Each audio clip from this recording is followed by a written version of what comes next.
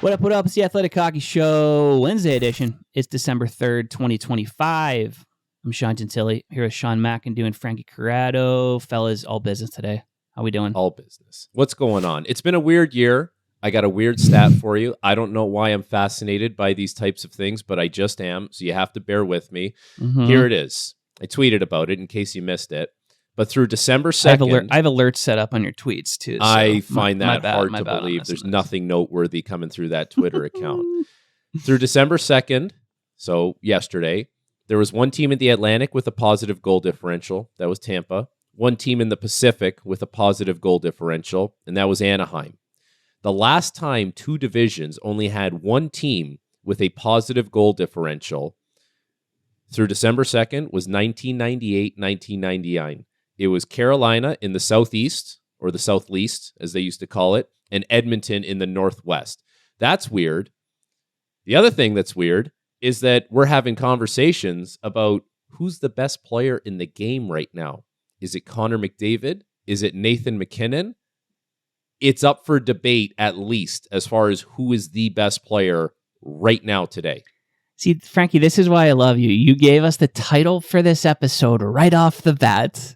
That's the job. We have a hook. Thank you for providing it, buddy. I have to give a lot of credit to the Quizmaster at TSN. As you guys know, the quiz is Canada's favorite game show, and he is behind everything that happens on it. And he doesn't just slap the questions together. It's like all week of tinkering and, testing out these questions, calling people, really, quite honestly, badgering people. And I know he's been sitting on this one for a while. So I talked to him this morning. I took a 6 a.m. flight home from Montreal.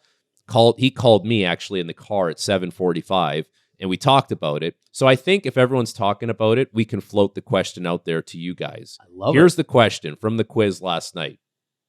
Has Four Nations MVP and current NHL scoring leader Nathan MacKinnon surpassed, equaled, or remained slightly behind Connor McDavid as the preeminent player on the planet? Sean, the floor is yours. I love how you explain how it's like a week of work that goes into that question, and then we just steal it. How many people did he have to call for that? Make it our a show. Lot. You know what? I'm willing to bet that slightly in the third option was a few phone calls. Like, I feel like that word was negotiated. So are we talking right now, like one game to play for everything you own tonight? Or are we talking like there's a draft right now and we got to pick players? Let's do it this way. If you had to rank based on, who is the best player right now, not who would you take to start your franchise, not who would you draft in a draft for your fantasy team, who's been the best player? 1 right through now, 10, 1 through 20. Right now, is it number 29 or number 97? 29. Nathan MacKinnon right now, this moment, this snapshot in time, is the best player in the league. I think Connor McDavid overall is the greatest player of his generation. He has been the best player long before this. He will be the best player again and will probably hold that title for a long time. But this is one of those times where we're seeing a bit of a dip from Connor McDavid. Like, he seems like he's just a generational superstar instead of an immortal all-time elite this year. And Nathan MacKinnon is just absolutely on fire. So right now, one game to play tonight. Nathan MacKinnon is my number one center over Connor McDavid. We're watching peak Nathan MacKinnon right now. I think I'm okay saying that. Like, the stats are just overwhelming. 5 goals in his last 4. He had 2 last night. 3-1 win over Vancouver. Led the league in even strength points in November. Is tied for first in points, 3rd in goals, 3rd in even strength goals. Like, he's got points in 11 of his last 13.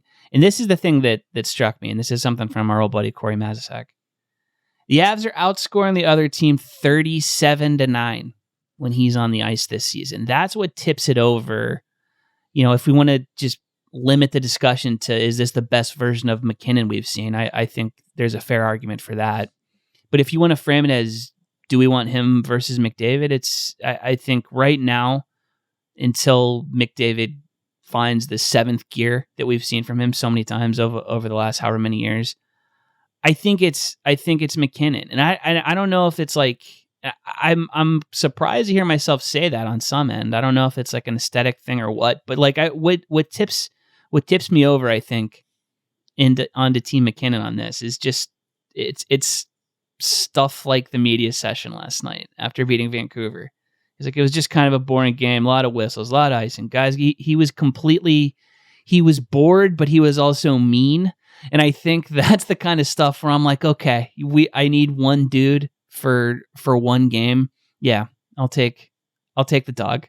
My answer, if I was on the quiz last night, but we're doing the quiz this morning, so my answer is he has surpassed for the time being.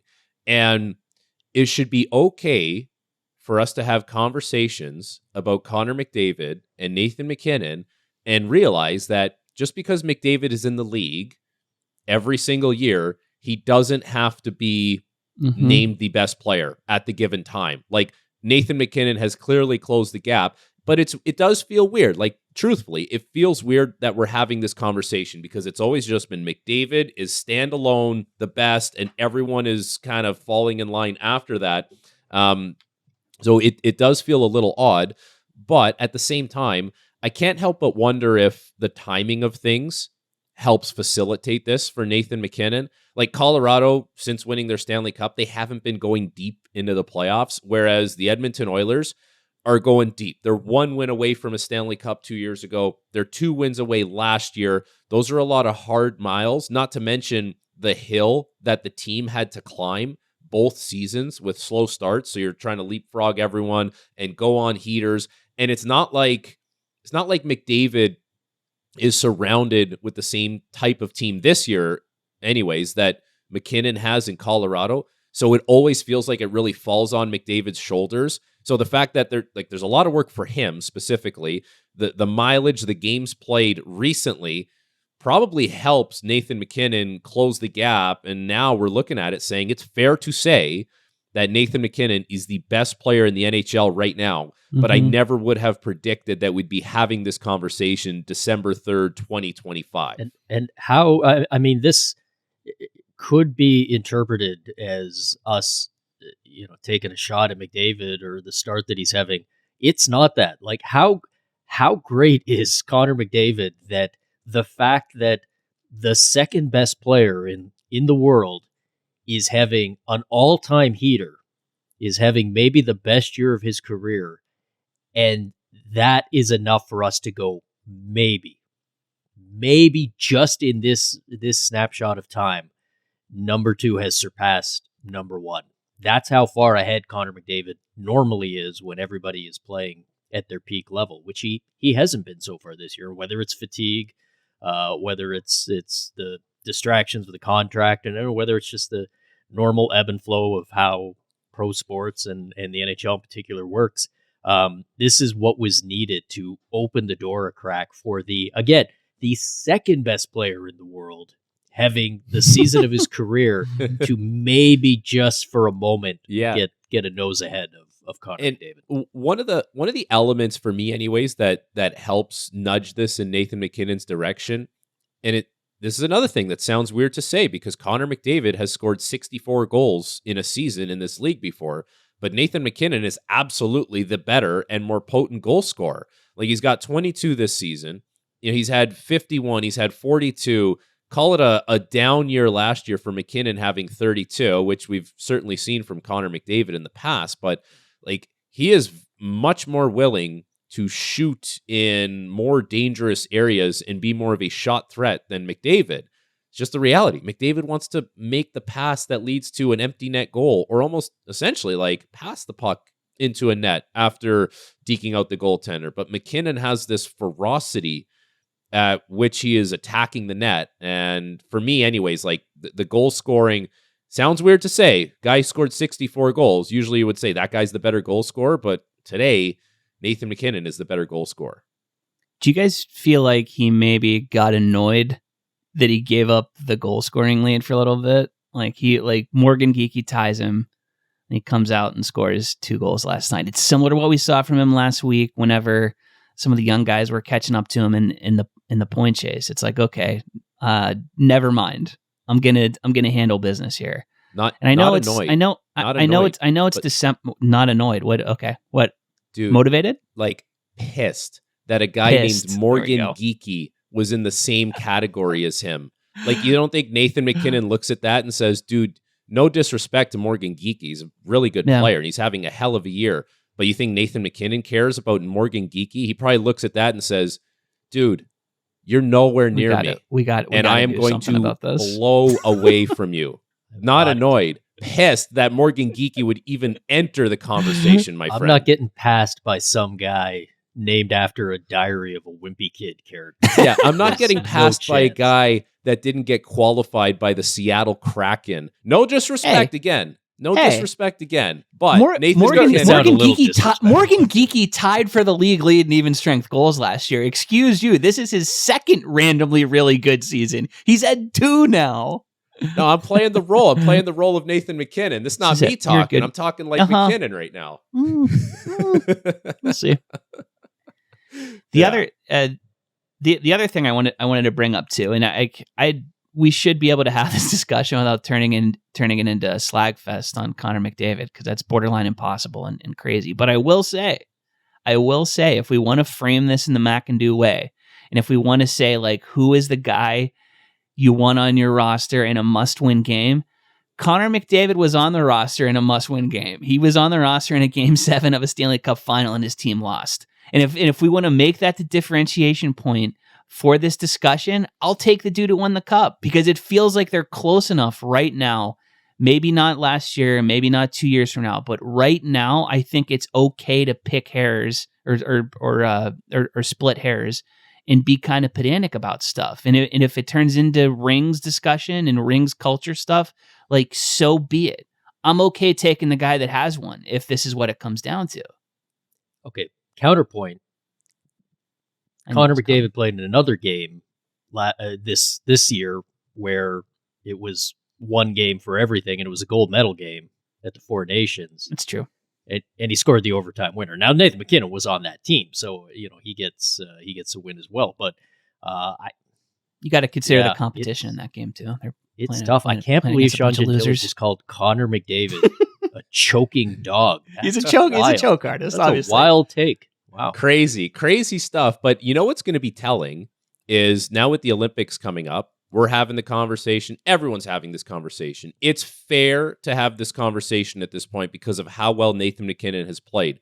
But when we get to the Olympics, it will be telling how other teams and other coaching staffs view this, especially if McDavid and MacKinnon are playing on different lines, right? Like, what are the Americans going to do if they have last change? Who gets the quote-unquote hard matchup? Like, yeah, there's a lot of good players that, well, it goes without saying, there's a lot of good players that you could play against either of those guys and be, comfortable with. But there's going to be a matchup that will tell us. There's going to be a matchup, and there's going to be an ice time allocation that will tell us what's what right now in regards to, both of these guys and who is, I guess, being taken as the more dangerous threat at the given moment. I think that's going to be a fascinating storyline at the Olympics. The good news for Team USA is apparently they're going to bring 3 checking lines of just grizzled veterans, so it won't be an issue. They'll be fine, and then 3 guys who can score. That's probably not that important. Yeah, just quickly on that, I need to jump right over the top rope on that real quickly. Is the Americans forever had this like MO that like, we're not as skilled, but we are going to forecheck and we're going to run you out of the building and we're going to check. And now American hockey has exploded with all these superstar skilled players. And you know what the Americans are going to say? Nah, check. We're good. We're just going to check, just like the old days. This is definitely worked, right? We've played our way to so many silver and bronze medals since 1980. It's fine. The Robertson stuff is just, I know we talked about that last week, but it's funny to see how that's hung around with the interview that Guerin gave to Pierre LeBrun, something we talked about on the last show. Like, I do appreciate Bill Guerin for giving us something to talk about and something to watch for the next 2 months, because people aren't forgetting it, and nor should they, because Jason Robertson's going to be sitting at home eating chips whenever the Americans are 1 goal down in the third period of the gold medal game or whatever. He had his chance last night against Mike Sullivan to show what he could do. No points. We need to. Well, you know what? That's the level. That's such a disappointing performance. That's the sort of thing Gentili would call pulling a McDavid. Just terrible. See, if the Rangers would have played that game at the Garden, like if that game was not in Dallas, it would have been hat trick city for Robertson. So you can thank the schedule makers for whenever Robertson's left off the roster. All right, boys. We're going to take a little break. We're going to come back. We're going to talk Minnesota Wild, Winnipeg Jets. Stick around. We'll be right back. All right. We spent the first segment digging my grave with McDavid. We know this just means he's going to have, 14 points in his next 3 games, and it's going to make my life hell. It's the way it goes. Win a game 7 sometime. That's what I say. Wanted to talk about another really solid performance last night. We're getting used to the Jesper Wallstedt experience in Minnesota. This is the latest shutout in a long string of them. Shuts out Edmonton 3-0 on 33 shots. He's won 7 straight games, 944 save percentage overall. We have a great fake stat coming out of this game, fellas. Ooh. The second fewest appearances to reach 5 shutouts as a goaltender in their career. He did it in 15 games. Frank Brimsick did it for the Bruins in 1934. That's right, Mr. Zero himself. We all remember. We all remember that, don't we? Wallstedt's the front man for what we've seen from Minnesota over the last little bit. This is a team that I watched in October. They looked as bad as anybody could look. They were just empty at 5-on-5 to the point where I was ready to stick a fork in them. I was like, this team for whatever reason just does not have the juice. It's whether they dig a hole for themselves or what. This isn't going to work out for them. Well, in comes Wallstedt. Now they're 12-1-2 in their last month or so. In that stretch, they're outscoring opponents 46-25 overall, which is significant. They're also 14th in goals per 60 during that stretch overall. So this is a team that's, the goal differential is incredible, but they're also not putting a ton on the board. I think it's fair to say that Wallstedt is the driving force behind this. And Russo and Joe Smith, put together a really nice thing a couple of days ago, trying to explain, how this team has dug out of the hole, and there's a ton of validity to it. But to me, man, I look at the shot in the arm they've gotten from that dude, and also to a lesser extent Gustavsson, and I'm like, the season has been saved for them because they look cooked. Now they're second in a bunch of stuff to the Avs. That's going to be one of the best goaltending duos if those two guys stick together, Wallstedt and Gustavsson. It's going to be hard to rival that for a lot of teams who lack talent in the net. And I find last night's game so significant because the Minnesota Wild play against the Edmonton Oilers, aka a team that lacks talent in the net. And if only the Oilers had an opportunity to acquire a player like Wallstedt. Oh, wait, they did have that chance. If you go back to the 2021 draft, Edmonton trades down. They end up picking 22nd and 90th. They draft Xavier Bourgault, and then in the 3rd round, Luka Munzenberger, who's never played an NHL game, clearly. But the biggest insult to injury with that is not the fact that Edmonton has been searching for a goalie and needed a goalie at that moment, and they didn't recognize that was the guy they should have drafted. Not that now Wallstedt shut them out, 1-0, which is like the most insulting score because it's like we just needed 1 goal to beat you, and this guy did the rest. It's the fact that right after Xavier Bourgault, Wyatt Johnston got picked by the Dallas Stars. So not only did you fumble not picking the goaltender, you made the trade, you drafted the wrong player, and then this stud gets picked right after the guy that you specifically targeted and wanted to draft. That is crazy all the way around, and it almost comes, I guess you can say it comes full circle last night with him shutting out the Oilers. And just to piggyback on some of those numbers you were talking about, Gentili, in in the month of November, this guy was 6-0 with a 1.14 goals against and a 967 save percentage with 3 shutouts. Are you kidding me?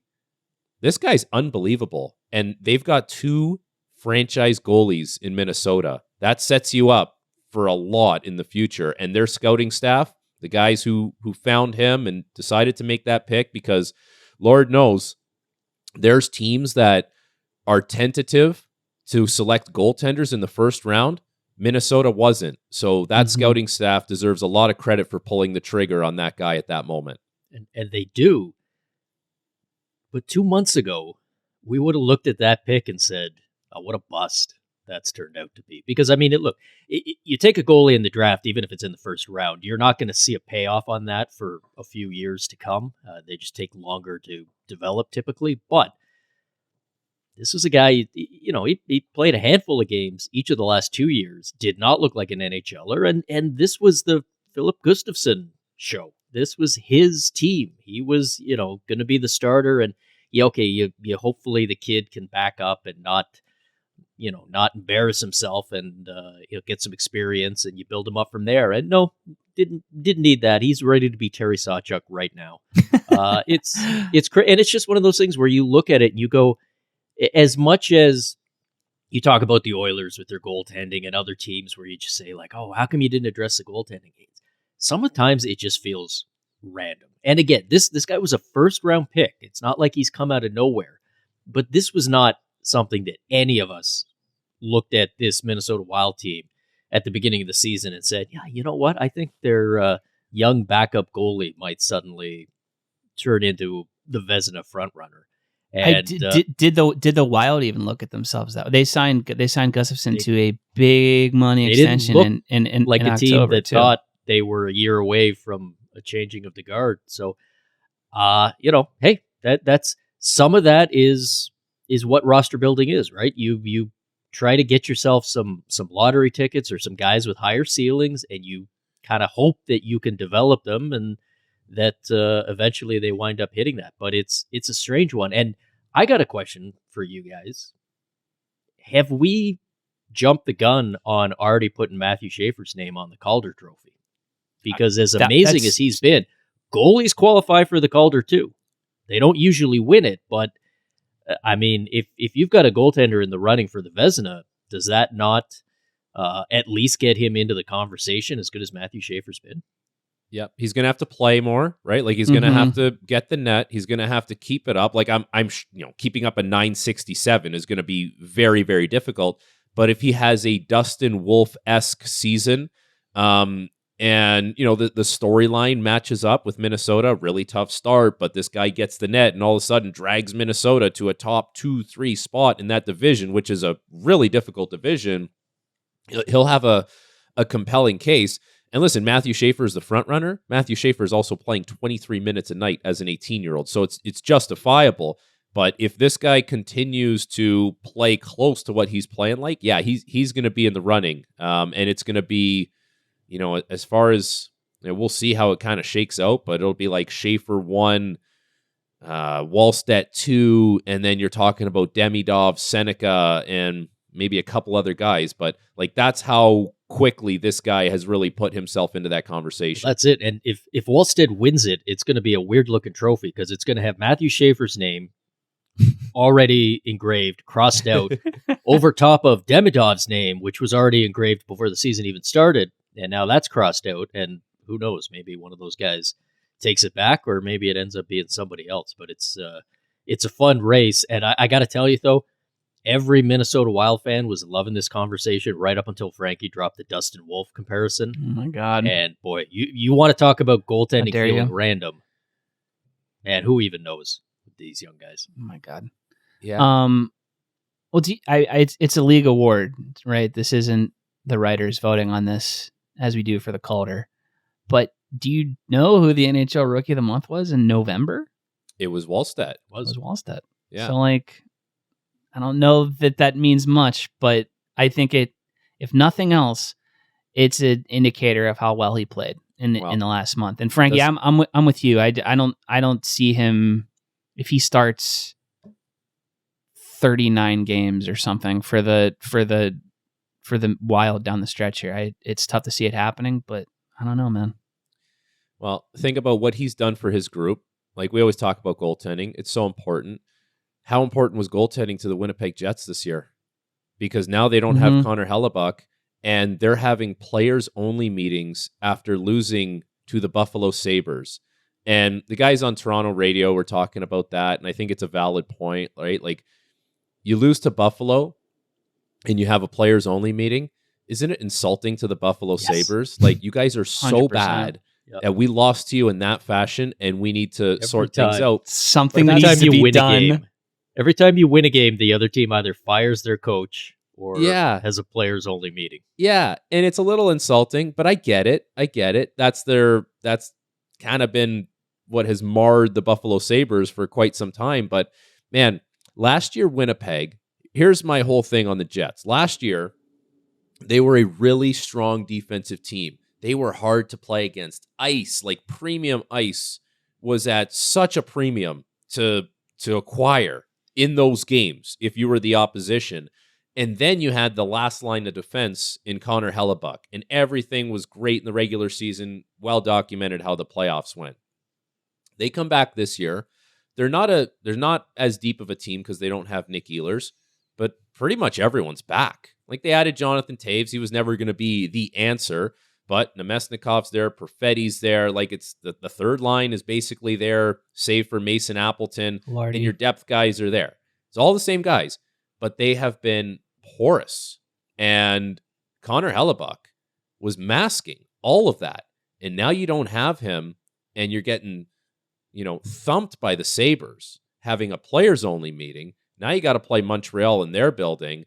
I mean, it just goes to show you what Connor Hellebuyck was masking for that team this year. It was different this year. He was more deserving of an MVP this year, for me anyways, than last year because of the way the team had been playing. And Frankie, how much does it change how everybody else plays based on the goaltender? Like who is the best goalie you ever played in front of? And I won't ask who the worst was, but you played for the Leafs, so I can probably figure that out. I had to worry about, when it comes to bad goalies, I had to worry about my own backyard before anything. But like, I'll give you an example, man. Like, there's let's say your other goalie goes in and he's bad and everything seems to go in. You're nervous. You're tentative. You feel like, I can't make that play because if it doesn't go right, or I got to make a stand here and be super aggressive because if I let a shot from this area of the ice, it's going to go in and I'm going back to the bench with a minus, and it's just not a good feeling. But I would say Winnipeg shouldn't have been looking at it that way. This should have been a bit of a rallying point for the Jets, because for the first few games anyways, when Comrie or Milic was in the net, the Jets were getting about even on goals saved above expected. Maybe just a little bit more, maybe even, maybe just a little bit less. It wasn't like you were checking the report after and it was minus 2.5 goals saved above expected.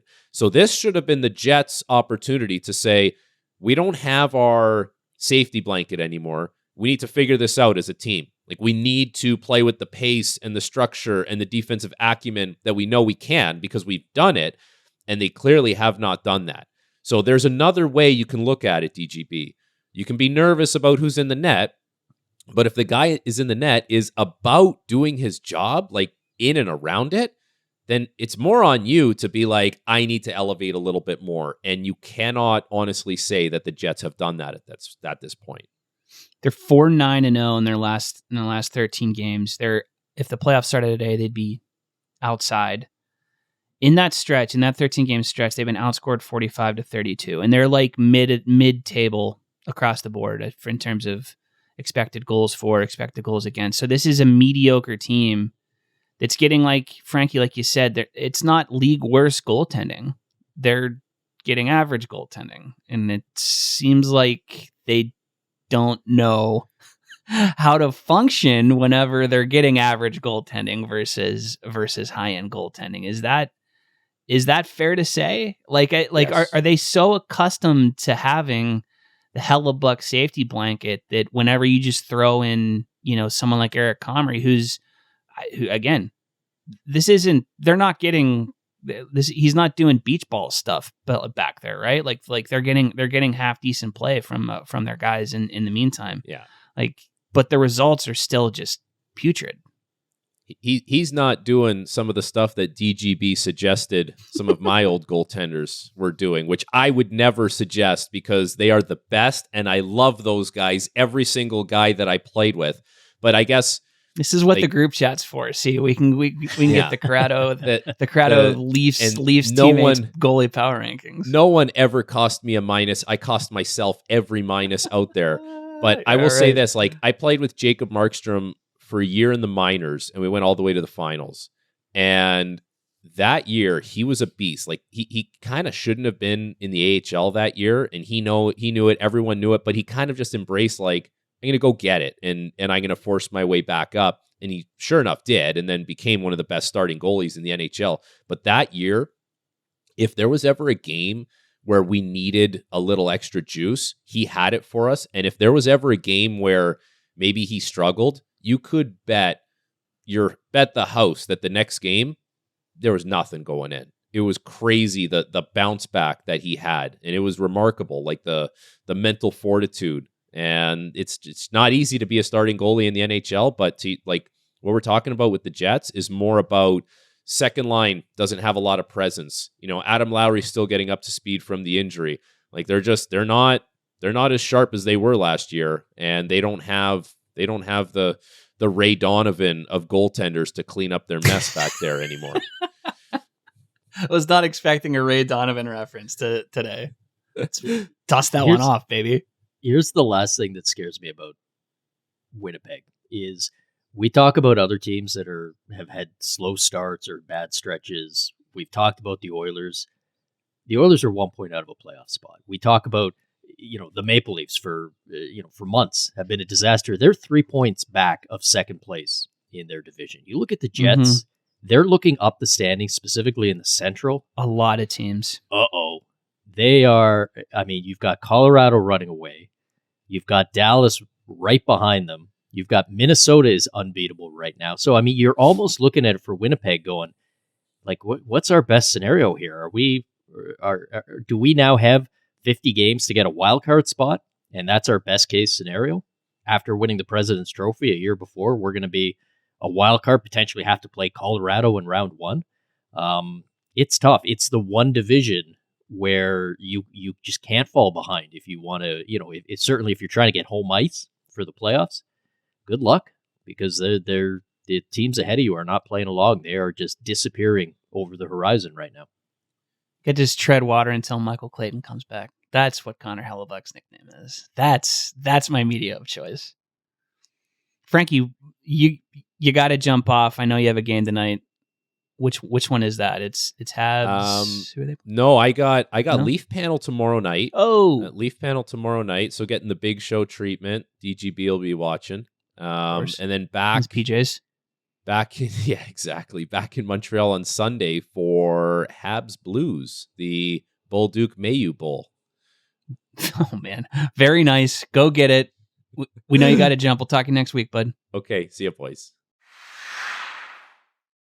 All right, there goes Frankie. Before me and Matt can tell you what we learned, wanted to share some news about the network.